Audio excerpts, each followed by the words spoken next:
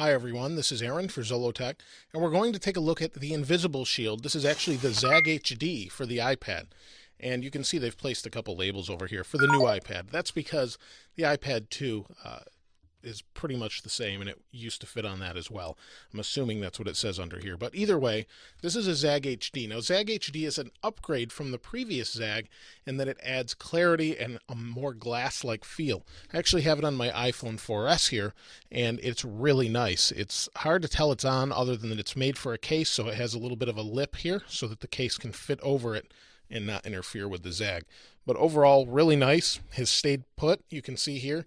You can't really tell that it's there, and it does a nice job. So this is the ZAG HD for the iPad, and thanks to ZAG for sending this along for review. And this is the ZAG HD, basically the same sheet. Now what they've done is upgraded this. It's a little bit harder material than before, less rubbery, and that being the way that it is makes it actually a little bit easier to put on your device. So here I have an iPad with me that I've used in many reviews, and I'm going to be placing it on this. This is the one my kids use the most, and because of that, I figured it would be appropriate to put it on to this one.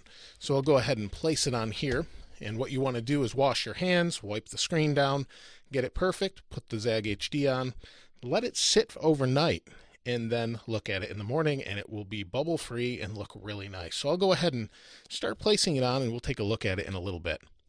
Now I have the ZAG HD in place, and a lot of people get this little spray bottle, and that's what you use to put it on. You spray this on the back of the ZAG that comes off of this sheet. You spray it on the back, make sure it's on your hands, put it down, and spread it out. Now, a little tip for you that may have not installed one of these before, what they do is they give you a little squeegee, and you squeegee out the air bubbles. There's actually an air bubble right here.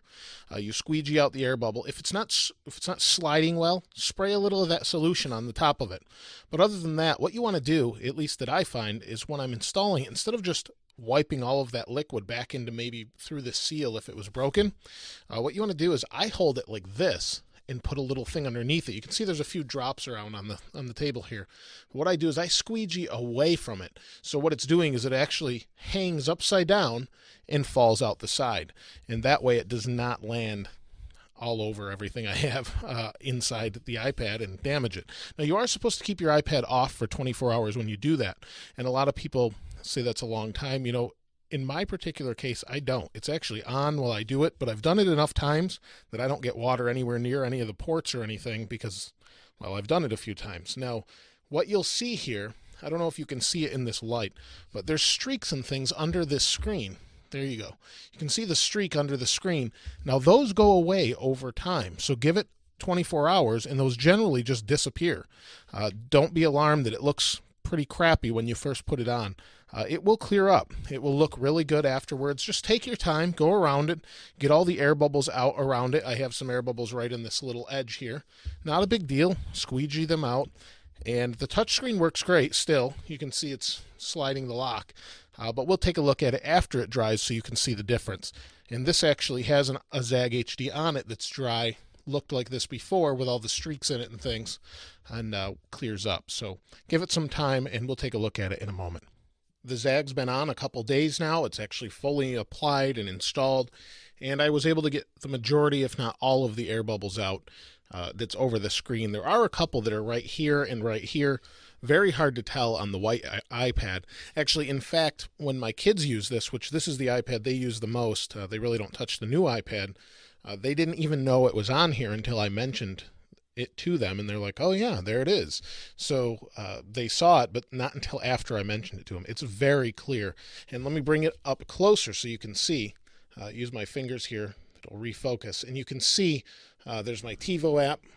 The screen is incredibly clear with the ZAG HD on it. It's a really nice ZAG. It's very easy to apply and install. And after 24 hours, this has probably been 72 hours at this point. It's fully clear, cured and everything.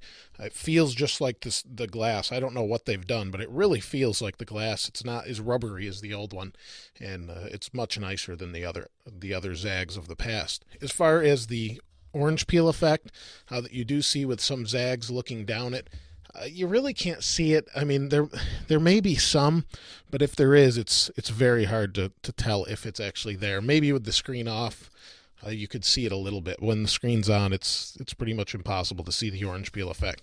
So overall, the Zag HD is really a nice skin, and hopefully more skins learn to do what they've done with this, or perhaps there are more skins out there that are like this. So if there are, please go ahead and place a comment below.